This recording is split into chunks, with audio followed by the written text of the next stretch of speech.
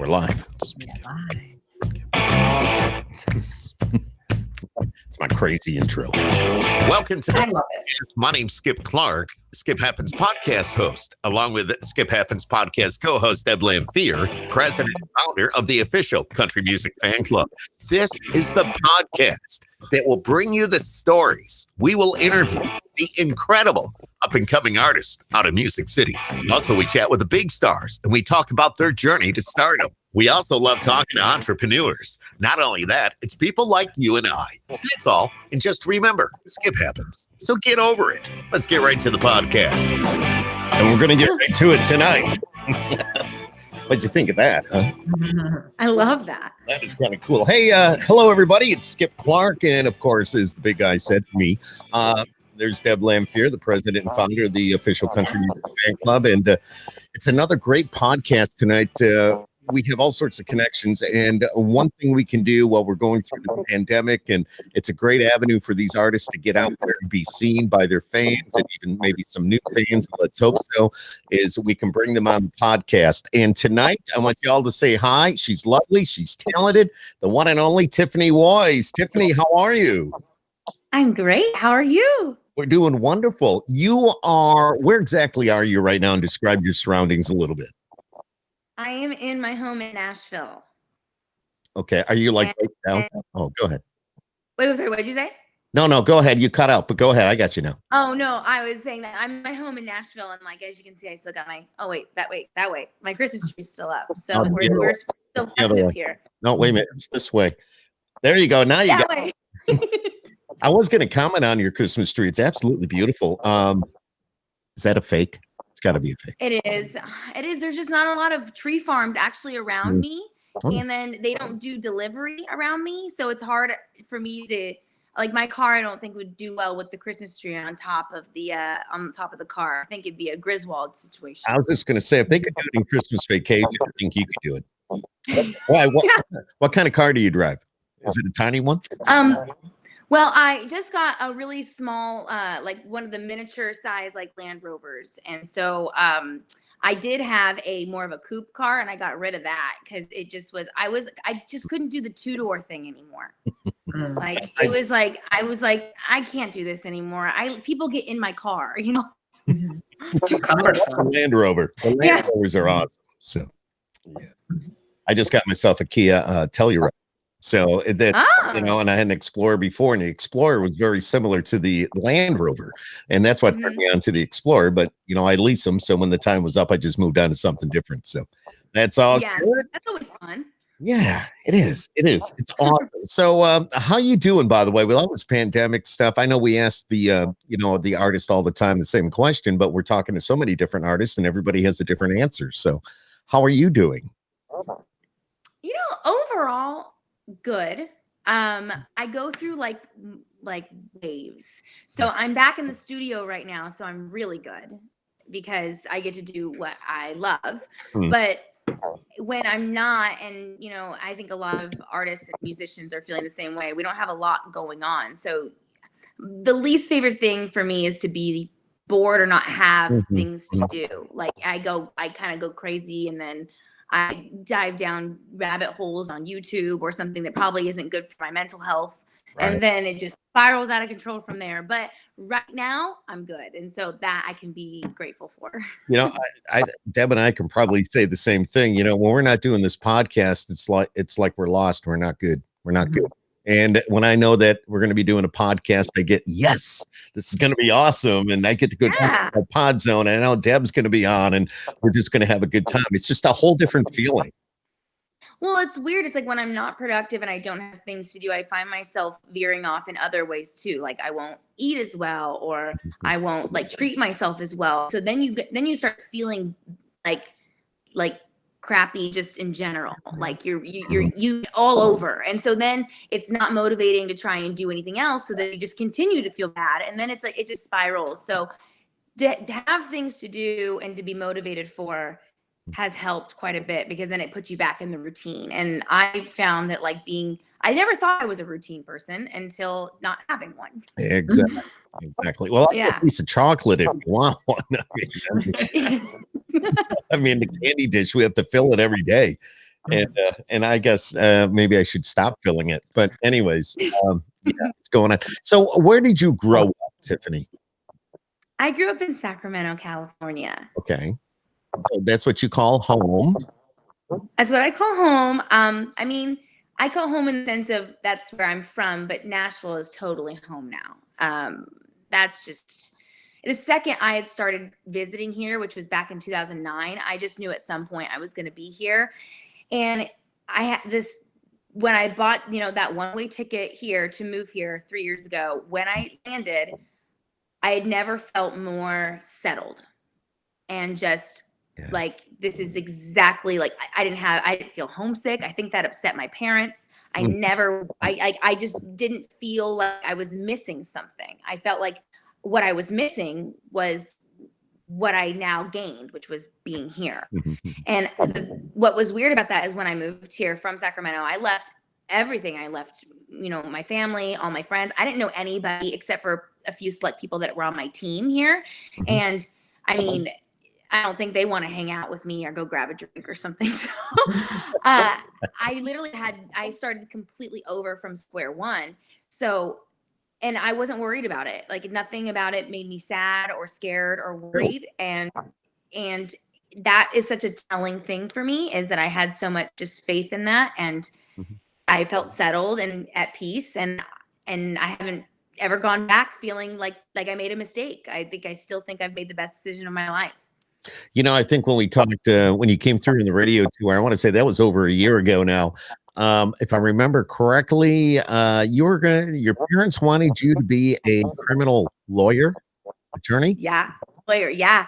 And I mean, I wanted to too at some point when I didn't think that it was an option. Like I was just like, I mean, I love law. I studied political science, and I love politics, which I know bad subject, but I love politics. I love law. I like it really intrigues me. And I think the idea of why I wanted to be a lawyer so badly was it's another form of being like on a stage in a sense, Right. and another way of performing. And so if I didn't think I could do music, then I wanted to be in front of an audience. I've always liked being in front of an audience. I've always liked connecting with people. I did cheerleading growing up, and I liked just being entertaining. I liked the entertaining aspect of it. So that's why I liked law, because you were able to kind of put on a show in a sense. Yeah. I mean, I see it all the time in the television shows. It's like a lot of it is a show. I'm just saying it, but well, yeah, you think of the way, very famous cases like say OJ, like Johnny Cochran, how that was a show. Yeah, exactly. I mean, he was an entertainer of the sorts, and it was in a way captivating. Very, yeah. Yeah. Wow. How long have you been singing, Tiffany? Oh my goodness. 4 or 5 years old. Really? Is that when did you do the national anthem? I started doing that at 5 years old. Really? Wow. Yeah. And that was actually the first song I actually really learned in its entirety. Like, and I was so young at the time because I had heard it from Leanne Rimes when she did it right after she won Star Search. She did it for a football game, and then she ended up putting it on a CD and a cassette. So my parents took me down to Tower Records, and I bought the cassette and I put it in my little Walkman, and that's all I listened to on repeat. And being the child that I was, I wanted to just replicate it all the time. And I only knew of Celine Dion and the national anthem by Leanne Rimes. And that's what I thought existed in the music world, pretty much. So basically, when I realized that there was more to music than just patriotic music, it was, it opened up the doors. It did. And let's talk about your music a little bit. Of course, your new single is Do Ya, and which is hitting it's on country radio right now. I know that for a fact. Hello. And a great song, but you've had other songs leading up to that. You've written most of those. And am I correct by saying that? No, actually, you know what? It's funny if you don't mind me taking the floor here to say a little bit about my story about what I do right now in Nashville that I'm actually really proud of. And I know it's such a scary topic because like a lot of people don't want to take on or give time to artists that cut songs that aren't written by them. And I know a lot of artists are scared to say they don't write a lot of their music. And while a lot of artists still don't, but they're just not as vocal about the fact that they don't. Right. And I like to broadcast the fact that it's okay to say that you are pitched songs, because for me, when I came to Nashville, I write and everything. But I have actually never recorded and released a song yet that has been written by me. And I have a few reasons for that. One, I knew coming to Nashville that at the end of the day, you really do get one good first impression. And I know that's that's like probably a taboo thing to probably say, but you do, because people remember you. And I know in country music, it's all about the song. At the end of the day, it's the music. You can be a good person. You can be even a good singer. You can do it all. But if you don't have music that relates to people and hits them in a different way, then it's just never going to resonate with the majority, right? And for me, I never wanted my ego to get into the way of this and think that I can do it all, because Nashville is a community based first and foremost on songwriters and the songwriting community. And I respect that community wholeheartedly. I've never wanted to just go into a room with people and then kind of tag my name on something and say like, oh, I'm a co-writer, when really maybe I didn't contribute as much as other people in the room. And for me, it was more like, there are thousands and thousands of songs that you will probably never, ever, ever hear that are hits and deserve to be heard, but won't be heard because the artist didn't write it.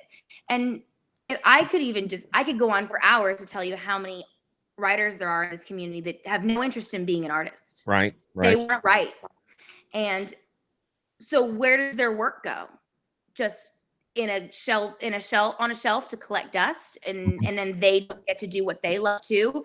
I think the writer needs the artist, and the artist sometimes needs the writer, and I need them just as much as they think they might need me, or say Carrie Underwood. Like that, we need each other. It's a collaborative effort. Absolutely. And I kind of want to take work that maybe will never get the opportunity to get heard, and I want to make it heard. I want people to also know that I like to broadcast the fact that I'm actually not the writer of these things, because it's important that the writers are acknowledged. I think that's something that actually we're not doing as much as we should, because at the end of the day, this is a songwriter community. And a girl coming from California who's not from the South and is in country music, I like to make it very well known that I'm not trying to be something that I'm not. And right now, I'm not releasing music that I've written myself, because to be quite frank, the songs that I release are far better than ones I've written. And that's just everybody has their talents and they have their strengths. And if your strength is to bring that song to life, then that's what is meant to be, because the talent of the songwriter is to get those words down and the music to it so that you can bring it to life. Right. So, and I will never cut a song that does not hit me directly into my personal life or something that I've already been through.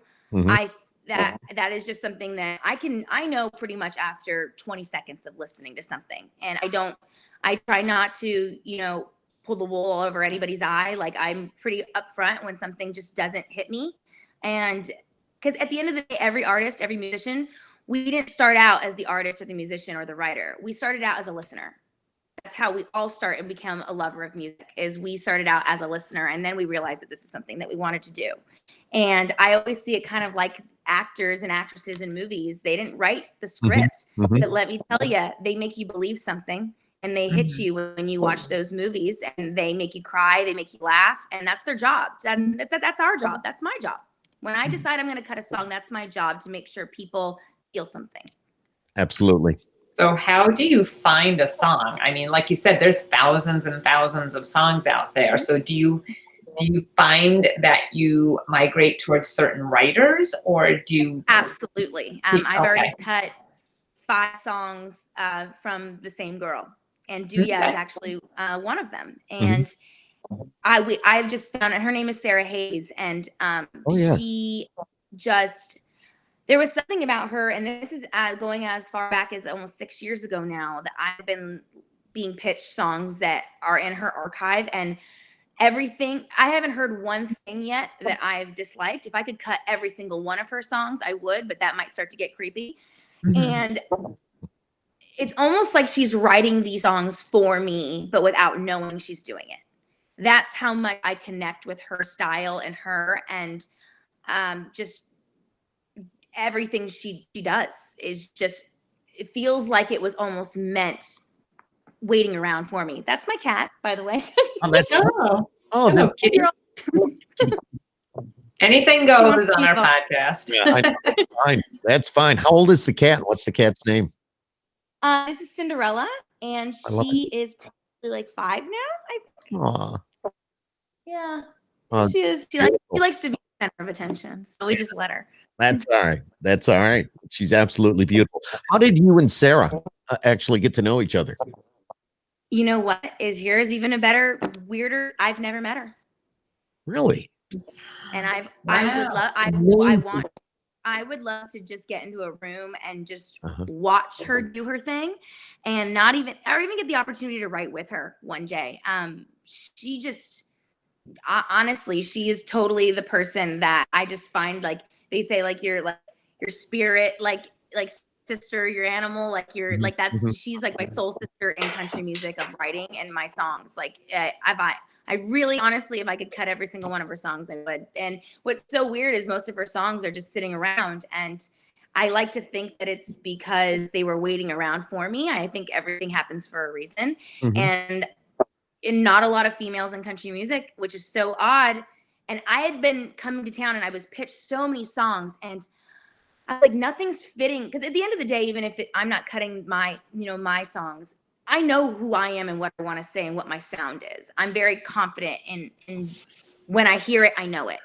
And I just wasn't, nothing that was being pitched to me. I was like, I'm not hearing anything that's me, that's Tiffany. Because at the end of the day, I don't want to sound like anybody else. I want to be me. I want to make my own lane. And so when someone hears it, they go, that's Tiffany.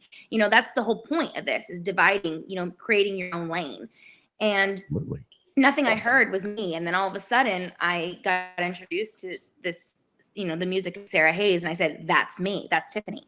And from there on, everything I've heard is it's so hard not to be like, yeah, put that on hold for me. That's what I want. That's me. And everyone's probably thinking to themselves, my gosh, you got to stop monopolizing all these Sarah Hayes songs. But I really think, like, in a weird cosmic way, that like, her writing was meant to find me. Yeah, there's no doubt. So you guys, I mean, even though you've never met, you must have had some sort of communication, whether it's a text or a phone or something along those lines. I wish, Skip. Yeah, I really do. It's all been through the woman that I work with that pitches me songs, and through her publisher, not even through her directly. And I mean that's another fun thing, I guess, for listeners and people to kind of get to know behind the scenes kind of stuff, is that a lot of the time you don't have communication with these people, and it's all through team members that are kind of handling this. And sometimes that's hard for me, because I like to be in the know of everything that's going on with me and because I think that's the only way you can truly be successful, is you can't just let people do things for you. You have to, or if someone knows how to do something better, at least know why they're doing it and have an input on it. I think that's very, very important. And yeah, I've actually never had any communication with Sarah Hayes, other than once I reposted she wrote Riot for Rascal Flatts. Okay. And I did a cover of that, and she ended up liking the video on my Instagram, but that was it. I have actually heard of her, and who knows, we've even met at one of our many trips in Nashville. But when you mentioned Sarah Hayes, it was just like, oh, okay, I know that name.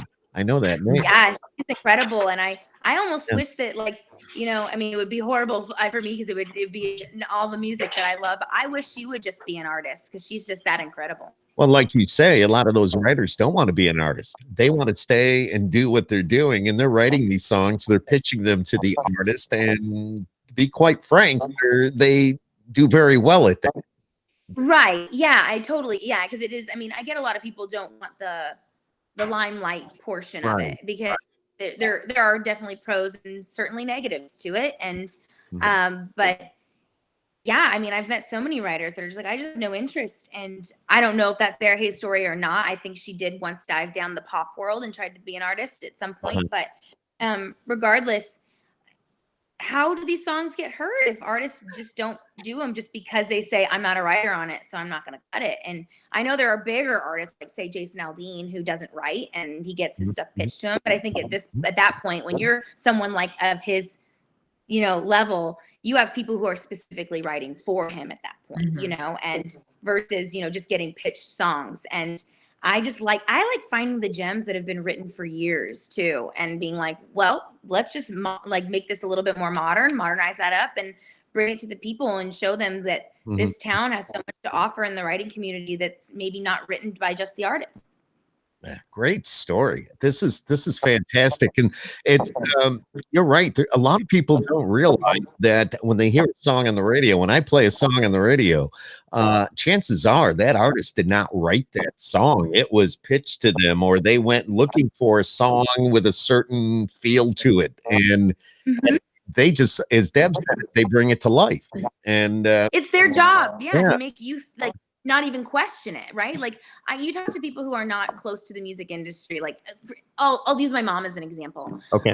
She's one that introduced me to Celine Dion, and I've been to multiple concerts of hers. And my mom says that there's not even one part of the show where I listen to a song of hers and I go, oh, I've got to see who wrote that. Like I've got to get on my phone because I just think it's Celine because she made me feel like that's something that she went through, or like that was her job. That's, I don't ever go back home and go, and that's why I kind of want to poke a hole in that a little bit while me entering the scene. And yes, people shouldn't question, or I should make them feel something, but I want to be in the forefront of putting the writers, in the front and saying, hey, like they did, this is the X, Y, and Z. This is who wrote this. I like to be forthcoming about it instead of kind of omitting, because I think it's such a collaborative effort. And I think it's cool to have that dialogue. I've always wanted to start my own video kind of podcast in a sense and say with writers and say, there's two stories to this. Why did you write it? From the writer's perspective, and then the artist, why did I cut it? And then compare the stories and see if because at the end of the day, that's what listeners are doing, right? They're connecting to songs because they've gone through something that's probably very similar to the writer. So let me ask, why don't you? I know. Well, I'm gonna start it. I promise. I'm gonna start it. Great idea. It just comes down to timing. Yeah, and you got to get the writers to be on board too. And I've cut a few things that are from writers that are bigger, and that's hard to kind of get us in the same room, and not maybe because they don't want to, but maybe because they're busy or something's going on. And that's another thing that I try not to do, actually, is to cut songs by really big people. I think it's also a really cool thing to celebrate the coming up with rising people all together. I think that would be, I would love for one of my whatever song, if and when I pray that actually just breaks, I hope it's with a completely unknown writer. Wow. Well, I mean, you're right on that edge of breaking. You had Hostage, you got Do Ya out there now. These songs, it just, to me, you're like a well-established, you're an indie. I get that, but and that's not a bad thing. Actually, that's a really good great thing. Yeah. It's a great thing, exactly. And Deb and I have talked to a lot of mostly independent artists, and it's an awesome thing. You just got to have patience. You use your time wisely. Believe in yourself. Yeah, do the best you can. Try it. Oh yeah, like my number one thing is just no one's gonna care about your career as much as you do. Right. So don't expect someone to work harder for it than you're willing to work, because then it will never work. At the end of the day, I have a team that believes in me wholeheartedly, and they love me, and I love them, and I trust them. But I need to care more about it than they care about it. When you talk about a team, who are you talking about? So I'm so fortunate that over the course of about 5 to 6 years, I've slowly built, I like to call it a mini label in a sense. I kind of have everything but the label. And I like to also be open about that too, because I don't like when an independent pretends like they don't have, like, it takes a village. Mhm. To be seen, for me to be even sitting here with you, talking with you on this platform, it takes a village to get anywhere, to be heard, to be your music to be played, anything. And I want also that to be so known to people who want to know more behind the scenes, that just because someone says they're independent, by no means does it mean it's just them. I have like 7 or 8 people, and that all have different roles. Yeah, that's all. And Yep. it's not just me. I talk and answer to multiple people about things, and I whether that's a publicist, a manager, I have videographers, I have my band, I have radio people that helped me get to when I was able to meet you and come on radio tour. I could have done that just me. I probably couldn't have sat down and cold called all of these radio stations. I think you need someone who organizes that for you. At one point, I had a tour manager. I had, there's so many moving parts, even in an independent world, that most people just never assume. And it's a business. It's a lot. And Deb is a excellent businesswoman. She runs a bunch of businesses, as we mentioned before, even in Nashville. And we know, and this is where she kind of can see she's thinking and listening to everything you're saying, because it's a business. What you're doing, you're not only an artist, you have a company within yourself. You have a business going, and there's a lot of different parts to that business. And that part is, I think, the hard part, why a lot of maybe writers choose to be a writer and not an artist, is because. Deb, well, we lost her. So she'll be right back. She'll be back. But what an interesting conversation, though. And we're talking about, last night we had AJ Sanders on, and we talked about how he's doing a lot of things himself. Now here we've got, Tiffany on, saying how she has a team that works with her and making it work, and not writing her songs, as opposed to AJ. He writes a lot of his songs. So there's a lot of different angles in this business, and a lot of, here she comes, she's back. Yeah, you're back.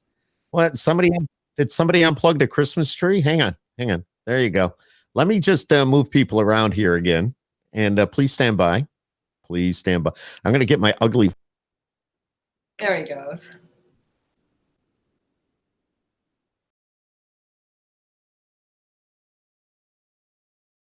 Go like this, and bam. There we go. Right back at you. It's amazing. What, the cat chewed through the wire, huh? Just like in Christmas Vacation. Yeah, oh my gosh, I'm so sorry. I don't know how that happened. No. Can you hear us okay, Tiffany? I can hear you. Okay, awesome. Yeah, the cat probably hit the button on the router.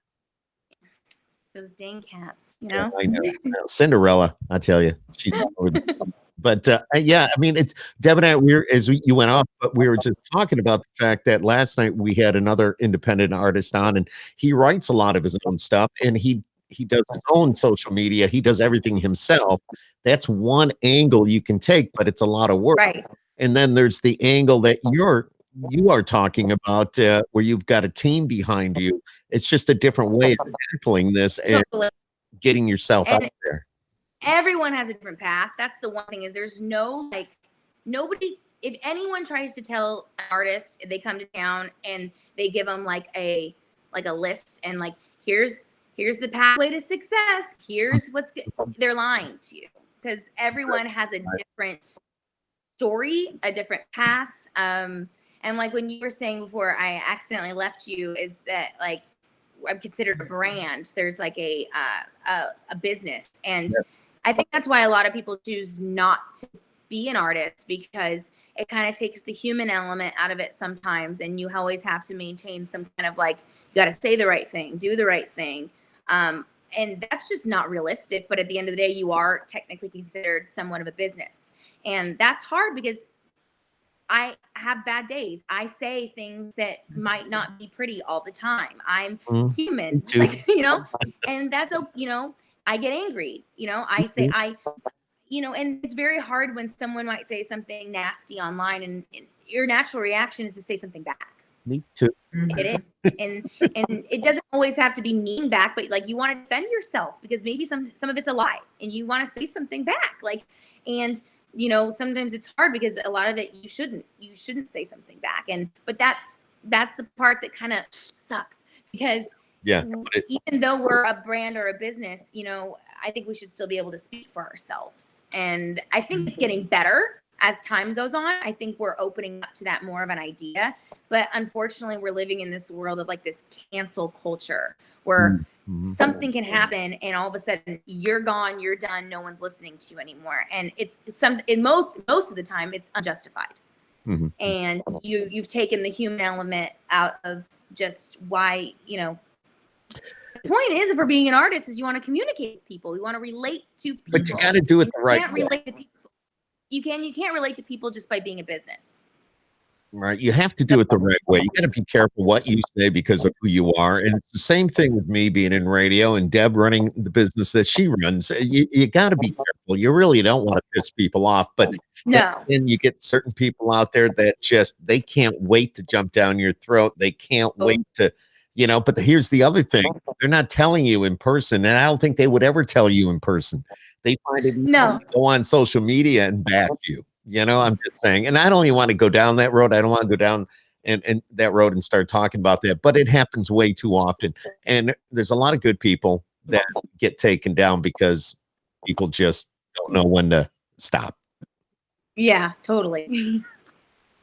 I'm looking right at me going, Skip, I've told you to stay off Facebook. No. I just, you know, social media is a curse and a blessing all in the same sentence because, you know, like we said last night, AJ uses social media for his business, and that's a very positive thing.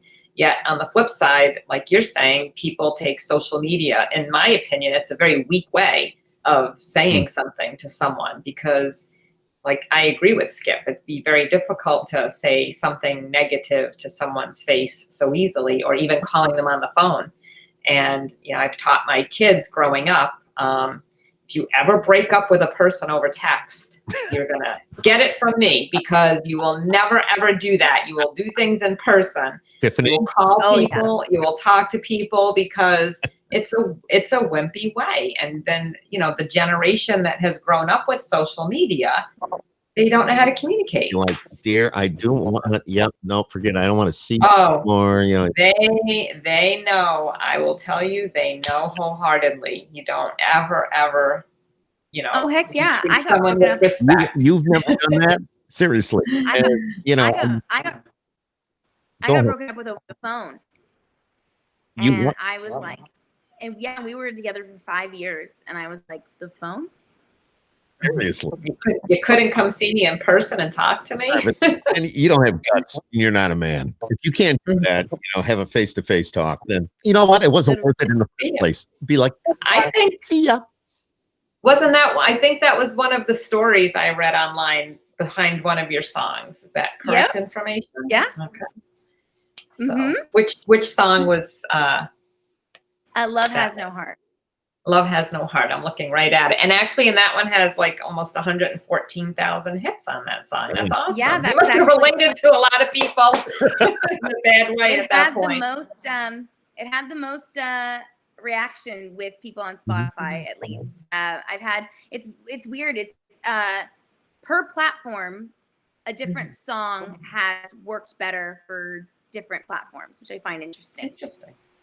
Yeah, and that's always intriguing to me, is to know like why things resonate with people more somewhere else versus elsewhere. And that was really it's been interesting. Like Spark was a song that was on my EP, and that resonated really, really well on YouTube. Like it has like I think over like 300,000 or something like the numbers are up there. On it. Yeah. And I don't know why, but it did.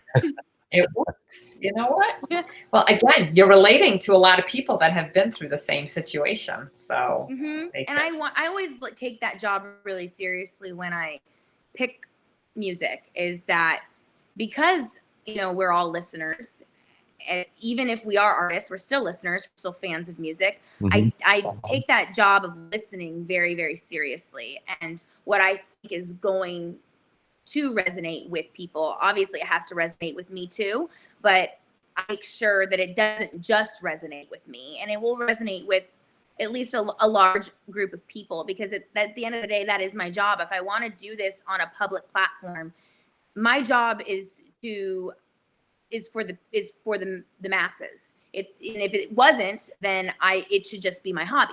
Mm-hmm. And I have a duty to relate and to deliver things to many, not just a little. And I've always said that, even when I went around a radio tour, when people would ask me about certain stuff, and I said that my job is for people, is to relate to a lot of people. And that's why I want to do this on such a public scale. And if I didn't want to do it in the way I want to do it, and I just had a love for music, then I would maybe be a lawyer, and I would sing on the weekends in a bar or something, you know? Mm-hmm. Yeah. Wow. Why country? Why country, Tiffany? I get asked this a lot. It's coming from California, and just like things like pop, you know, and I love storytelling. And country music is a genre of storytelling. Mm-hmm. And I've found, nothing against other genres of groups of people that love music, I'm a fan of all music. I've just found that country music listeners actually take time to listen. They want to get to not just know the music, they want to get to know you. And it's just important of who the person is and their heart, as well as the music being good. And I think having this platform, I think not only should you have good music, but you should be a good person. And I think those should go hand in hand. And I think with country music it does. And I think country music is also such it's a very human genre. It's very face to face. And that's why this pandemic has been so hard, because I think country music is really big about the live performing and getting to actually meet the listeners and the fans. And not being able to do that has crippled, I think, country more than any other genre, because that is what we do. We're very like face to face, hugging you, you know, getting to know you, very personal, almost like you know them already. And we're missing that element right now. And that's why I love country music. And I've always wanted to just get on a stage and hold a microphone and just do that. I didn't want to do dancing. I didn't want to do maybe a few outfit changes. Carrie seems to do that pretty well. I wouldn't mind doing that. But I wanted to just get up there and just do that. I just want to tell experiences and make people feel things. And do you, being a female artist, what are your struggles? Another question I got a lot on radio tour, and I have a few things on this. I am never going to deny the fact that there are struggles for women in country music when it comes to, say, being played or things. I know those things exist. Mm-hmm. I just never like to focus on them too long, because at the end of the day, if I'm focusing all my time on that, I miss opportunity to talk about my music and why people should listen to it. And I never want to put myself into a box of a victim, because I'm a girl. Like, Mm-hmm. I'm no victim because I'm a girl. Like, I'm just as worthy and confident as everybody else. And I like to make it really known that just because men in this is hard, regardless if you're a man or a woman. I don't think men are handed things just because they're a man. I think they work very hard. And I've never wanted to enter that conversation and discredit how hard any art works. And so when I'm asked that, I try and swiftly move past it, because at the end of the day, Totally. I get it. when things, it exists because we keep talking about it. You know what I mean? I think at the end of the day, work hard, put out good music, and it's all about timing. I would agree with you. That's excellent. And in nothing against, girls that have experienced those struggles, because I know it's real. Mm-hmm. I have just been very, very, very, very, very blessed and grateful. And I know that I have been welcomed into country radio with open arms. And I know a lot of women haven't. So, and I'm very lucky. So I can't speak from the perspective of knowing how that feels. So it's not fair for me to say that you're wrong, you're lying or whatever. But that's just, it's not my experience to tell because I haven't experienced it. I've been very grateful that country radio has embraced me and played me, and and I've been able to hit a few milestones with that, and that's been wonderful. So I'm very grateful to country radio because they have a huge role to play in why I'm have a little bit of success or exciting things to say. All right, I'll play the record more. I get it. But you're right. I think nowadays being a female in the country music scene, it's cool. It's the thing. Men and women, they're both It's totally the time right now. I mean, right. They're both people are played. into hearing it. Yeah. And I have like a theory behind some of it too. It's not proven whatsoever, but I've always thought, and I do this when I listen to music too. So I love to give backgrounds when I'm on platforms like this. I love to give backgrounds into why I pick the music I pick. Okay. I think that there's a reason why artists like Maren Morris are so successful is because if you listen to their music, and I've done this with men, I asked my boyfriend, I asked people, I'm like, hey, if this song comes on the radio, would you turn it or would you listen to it? And he goes, I would listen to it. And it's because a lot of the music that she sings is very unisex. It's very, the topics and what she sings is very relatable on both ends. On both sides, yes. Versus sometimes girls are very attracted to songs that are very like girl driven, right? Whether it's about girl power or it's about like, I don't know. I don't even have an example, but where things where a man, if they were to listen to it, they'd be like, I can't even relate to this, and it's not because the song isn't good. It's just because a lot of people, we listen to music because we like to relate to it. And there's a reason why Maren has been able to just surpass so much and do so much is because her music is so relatable to both men and women. So when I go into the room and I'm listening to music, I try and put kind of the unisex hat on. And I think, would a man want to listen to this too? And I think it's actually very important to discuss, and it's not discussed very often. And that's why I like to talk about it, is because I think there is something behind that, because you can actually tell just when you go to a country concert, men concerts like Luke Bryan or Jason Aldean, it's a very solid and then when they may go to I don't know, I'm trying to think, maybe Kelsey Ballerini, it's obviously more female.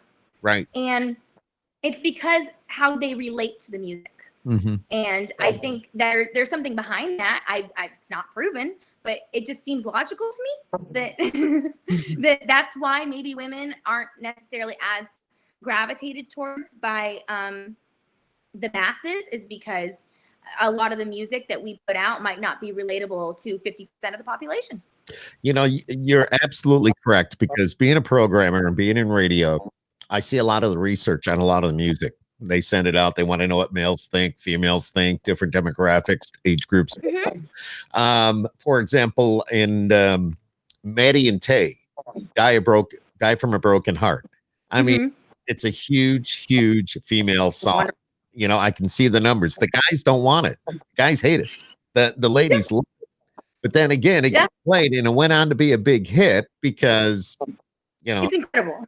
It is. It's just, but we see those numbers. I guess I got to be careful what I say. I don't mean anything bad by any of that, but no, there's never anything bad to it. We'd be lying if they'd say there wasn't a strategy to it. I mean, when I listen to songs too, I get of course, a good song is a good song, but I get told, like, try and keep it at 3 minutes, nothing a little bit over, 3:15 or something, because radio doesn't like it if it goes too long. I think a lot of, people don't, again, people who aren't in music don't hear these things, so they don't understand why certain, and then obviously you'll get the random songs, like say like the amazing song Burning House by Cam, that like they're like, that should have technically never been a hit. Why did it slip through the cracks? And it's like, well, because it's a good song. Because at the end of the day, it's undeniable if a good song is a good song. But there are so many things that we listen to, and sometimes that is too much of a strict box to stick into, to say like, because then you start to lose the magic behind music. And if you start to get too technical, like, okay, did you get to the chorus by 32 seconds? And if you didn't, don't cut it, and I'm not going to lie, I've fallen victim to that because I know there is some truth to it, but it's not end all be all. Right. At the end of the day, a good song is a good song, but we take into consideration all these things, and sometimes that's what stifles the artist and makes them the magic goes away, you know. Yeah, absolutely. I agree wholeheartedly with everything you're saying here tonight. It's very informative. But you get the single out now called Do Ya? And Yes. why don't you tell us a little bit about that? What inspired you to record that? So I was coming off my last single, and Love by You. Mhm. And that was actually the first song actually that I've put out that is just downright happy. A happy love song. Everything else I've ever put out has either been angry, sad, mad, or confused. And I am very wholeheartedly want to make sure that whatever I put out and people are hearing, it's how I'm feeling at that moment. Like, I think it's really cool to not say this is maybe from my past, but I'm kind of heading into the transition of saying, like, I think it's cool when you put out something, you're like, that way the listeners and my fans always know where I'm at in life at that moment. And I think that that's a really cool way to communicate with people without actually communicating with them. Yeah. And Love by You is my first really happy single because I'm really happy and I'm really in love. And I wanted everyone to know that. So, And what a way Do Ya to do it. is Yeah. my second happy love song because I'm still happy. And I also loved the message behind this song. I liked the fact that it encourages people to still go for it. Because no matter what, I've had my heart broken numerous times. I've been, I'm a full believer in love. And I write, and I know that's written in my bios and stuff. And I like to actually release songs that are around just the topic of love in general and relationships, whether that's the good, the bad, and the ugly. And I hate to see somebody, and I've had many friends, you know, that they go through something really bad and they just go, I don't want to ever do that again. So I'm just not ever going to open myself up to it. It's just never going to happen. I'm just not going to ever be in love. I'm not going to ever. And I said, you're making a huge mistake. You know, you like, no matter if it ends bad and you don't know because no one knows the ending, right? You're never, but that shouldn't stop you from trying and going for it. So Do Ya symbolizes the fact of just making sure that everyone just goes for it, you know?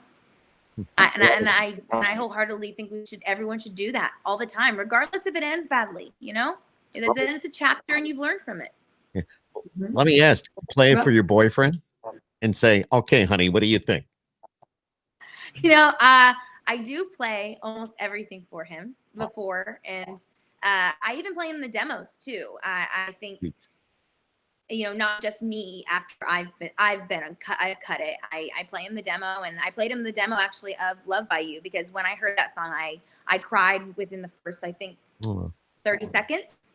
And I knew right then and there, I was like, hey, like, you haven't pitched this to anybody, right? Because this is me. This is my life right now. Like, I have to cut this. And I was going through something really bad in music actually at the time. And because this is always a roller coaster, ebb and flows. And this song just changed my whole mood and motivated me again to be excited about music again. Love by You did.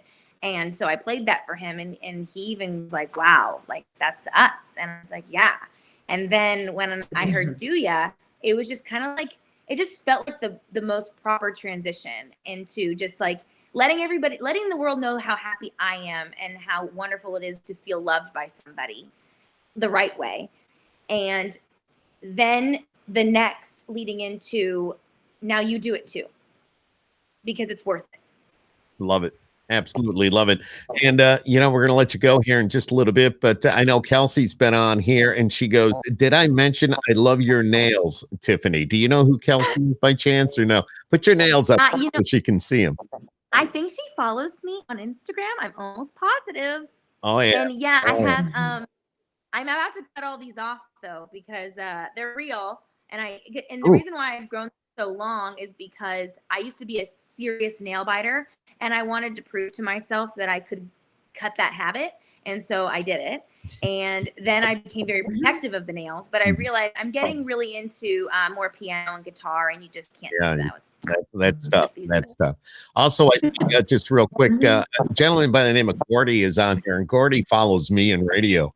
And Gordy is in the hospital, and he's got some serious issues going on. But he said that he just chimed in, says, "I'm watching from my room." So, well, I hope you get better, Gordy. My prayers are with you, and it's a hard time, and don't feel alone. And you've got this. He's going to make it. He's going to make it. He's going to get out of there, and he's going to come over and say, "Why'd you do that?" But it's all good. I know Deb might have a few quick questions before we let you go tonight. Deb, you got a few, right? Yeah. Oh, we do. We have a couple. We usually ask some questions at the end of each podcast. So new year, some new questions. So you're our guinea pig, I guess, for the new run. I haven't even heard these, so I don't know. So they're just kind of fun questions, and you can answer how you wish. So in your opinion, who is the best actress of all time? Best actress of all time. It's so funny. I'm asked actor more. I know my actor. I've always loved, and now she's younger, but I've always loved Rachel McAdams. I've always loved her. Oh, love her. But Meryl Streep is incredible. I mean, she's my other favorite. I mean, you can't deny that one. I was just watching. Love Meryl Streep. She's in 100 things, but the other night I was just watching It's Complicated, where she's with Alec Baldwin. That's like one of my that's one of my favorite. That's one of my favorite movies. So, and of course with Rachel, I probably watched The Notebook about 22 times. So yeah, and she's just so likable. Oh yeah, I just love her. She is. Let's see. What's another good one? What's the worst thing my neighbors could catch me doing? Ooh, that's good. Well, worst. Like there's something sneaky you might do outside. I don't. You probably don't have any bad habits. No, you. Well, no, of course I do. But you know what? They probably see me. They probably think I'm crazy because I vacuum probably like 10 times a day. So they probably think that's weird. Because I have a Dyson vacuum and I'm obsessed with it. It's like therapeutic for me. What kind of vacuum is that? I'm sorry. What kind of vacuum? A Dyson. Dyson. We got a Shark, so it's just. We're in a battle right now. Yes, it's exactly. The Shark versus Dyson. That's why I asked, because there is that competition going on. It's one or the other. Yeah. It is. Our Shark died, so I'm going to try the Dyson because my husband vacuums 10 times a day too. Get it at Costco. You get a deal at Costco. Oh, I love Costco. I would definitely. Another and thing it's that funny. My neighbors will probably see me sing a lot in my living room too, because when my that's cool. I blast in, I sing, because that's when they probably love it. Yeah, they obviously know what you do then. I think they probably do, and because like at the end of the day, like during all this, we don't have. I like to make sure that I sing every day because I think it's very important to keep that up, because you do lose it. You lose it after a while. I mean, it's easier to get it back, but like you're definitely not as good, and your muscles aren't as strong, and it's a thing. What time of the day do you think it's better? Seriously, is it early in the morning, or do you? For me, what helps the most is actually running outside or on a treadmill to loosen up, do some kind of form of cardio. Okay. And then sing. And then, obviously you should probably do your vocal warm-ups as well, which I'm very guilty of not doing. And that's caused issues for me in the past. And, but running on a treadmill actually helps me quite a bit. So if I at least do that, then it really doesn't matter the time of day. Gotcha. All right, Deb. So vocal warm-up is just as important as physical warm-up when we're exercising, huh? Absolutely. I think so. I think it goes hand in hand. It works. I can understand. Okay. What would be the coolest thing to have in a mansion? Ooh. I couldn't think for myself what I would want in a mansion, to be honest with you. Probably a bowling alley. Oh, nice. I know Jason Aldean just put one in his new home. I'm not good, but I love doing it. I know I'm not a good bowler either, but it is fun. It is fun to do. We'll go with two more. So now, aside from being a lawyer, because that was something you were going to pursue at one point, but what job would you most likely want to try for a week? An event planner. Have a choice. Really? I love throwing parties, hosting, decorating. I'm very creative and artistic in the sense too of with drawing and art and decorating and that kinds of things. I love interior design. So any type of maybe decorating of some kind, whether it's for events or home, I love doing that. And I love hosting parties. So decorating for the party and doing it all and setting it all up is like my favorite thing. So right now with nothing happening, right? Because I know you do. I mean, you can't have the get-togethers, can't do. I know. Yeah, it's awful. Wow, I bet. Not only that, your house must be gorgeous. So next time we're in town, we'll need a tour. Yeah, you can come over and we can open up a bottle of wine or something. Absolutely. And then I'm going to hire you when I get my big house in Nashville. Oh my gosh, decorate it because I stink at it. As long as and I like to do it all like I like to do it very budget friendly too. Like I like many people, I love home goods. I could be in there all the time. It's like a treasure hunt. It is. And then, I mean, honestly, you could really decorate really nicely on a nice budget. And it just kills me how some people don't. But it does hurt me that I do like restoration hardware as in the look of it, but like I couldn't even like buy a napkin in there. So it doesn't matter. But I love looking at it. But I can't even buy it. It's personally challenging to me to see what I could get the most for my money sort of thing. I don't know. I just have this little personal challenge. So if I could get something really, really awesome and nice at Home Goods versus somewhere else, I'm like, oh, that's awesome. I don't know. It's just my own personal challenge. One more. Okay. You what? No, I said one more. Okay. One more. Yes. Yeah. Okay. So as long as there are men, there will be blank. Oh, that's not the one I was going to ask, but we'll go ahead. We'll ask that one. Then I'm going to ask one more. As long as there are men, there will be blank. Women, but also you'll get everything hung in your house perfectly. You'll get. I'm sorry, you cut out. Well, everything hung in your house. You know. All things will get done on that end. You know. That's because not me. I'm not doing it. Yeah, my honey-do list is usually about this long because I'm not. But you know what? As long as there's men, there will be women. You know, we need both. That is true. We need both. That is true. So if you were the opposite sex for a day, is there something in particular you would want to do? You're like, I would blank. So would you want to work somewhere? Would you want to hang pictures? Would you have any specialty thing that you would want to do if you were like my older daughter? If she was a guy, she'd be an athlete 1000% and play like in every pro sport she could. Totally. Okay. I'm trying to think of something that like say like my boyfriend or like my dad does that like I don't or can't consider myself doing that I would want to do. And geez, I don't know. That's a tough one. That's a tough one. Like I do feel like most of the things like I could still like everything they do. I feel like I can do. You could do because I'm better at that. I'm better with a drill and a hammer and everything than my boyfriend. He's actually kind of I ask him to do the things because I feel like it's a nice thing, but like I usually end up going back and doing it again because I don't like the way doing it again. So that is funny. Good for you. But you know, I'm all about being independent. I like the athlete thing though, because even though women can be athletes for sure, but like there are some things that I feel like they're usually stronger. So maybe I go see how much I can lift in the gym. Yeah. Well, there you go. Yeah. No, seriously. Like my daughter would probably play football if she could. Yeah. She just loves sports. Well, it's not uncommon now. The men and women are both doing everything. So it doesn't matter. Vanderbilt, that girl. I was just going to bring that up. Absolutely. They called her up to play in that the game a few weeks ago. I remember seeing that on the news and I said, yeah, go girl.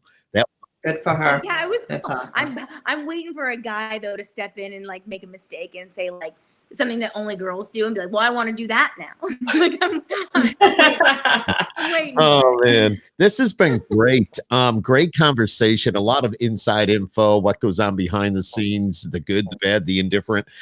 Tiffany Woys with us here tonight. She's got a single that's out right now, man. She just keeps putting them out. And they're awesome. It's called Do Ya. If somebody wanted to get a little taste of the music, they can go to your website, or where can they go and get that, Tiffany? Oh, I mean, anywhere music is, Spotify, Amazon Music, iTunes.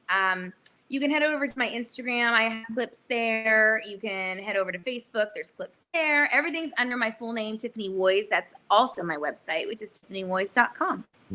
Very cool. All right, Tiffany, it's been awesome chatting with you. And again, we love your Christmas tree. Even though it is, what's the date today? It is the 13th of January, but they're saying that people are leaving their decorations up longer this year because Yeah, I might just not ever take it down. I think it's really cute. No, it's absolutely beautiful. Does the cat Just change the decorations for the holiday. does Cinderella get in there at all? Does the cat get up in the tree? I'm very lucky that both of my cats do not even mess with the tree at all. Awesome. Not at all. More lucky. Because cats like to play with the decorations and stuff. Yeah, they're good. Excellent. Tiffany Woys, you've been awesome. Thank you so much for joining Deb and I here tonight on Skip Happens, along with the country music, the official country music fan club. Of course, Skip Happens on YouTube. Subscribe to it. You'll see a lot of videos like this. We bring the artist, we get them to come on with us so you can see what they're doing and find out a little more about them. And hopefully you'll go buy their music, get their merchandise, go to their website, tell your friends about it. And Deb's got the country music fan club going. Deb, go ahead, give your spiel. Hey, like us on Facebook, follow us on Instagram at the Country Music Fan Club, and we'll keep you posted on Tiffany and all the other independent artists out there, and keep you posted on what's happening. All right. Awesome. Tiffany, you Well, are thank you, Deb. And What's thank you, Skip. And I want you to say hi to your son for me as Oh, well. Zach, yes. He was bouncing around her. I told him you were coming on, then he gets all shy. He does. Well, I tell him that I say hi, and I hope he's doing well. Oh, that is so sweet of you. He's doing great. He's 20 now and such a young man. We do a podcast called Zach Attack with Dad. And you can, if you go on my YouTube page, you'll see some of the Zach Attacks with Dad. And it's pretty That's awesome. He's pretty awesome. He's our blessing. He's our gift. And it's just so good. So awesome. Tiffany, after we sign off, just hang on for a second. But thank you so much for joining us here tonight on behalf of Skip Happens. Thank you. Thank you, everyone. Thanks for joining.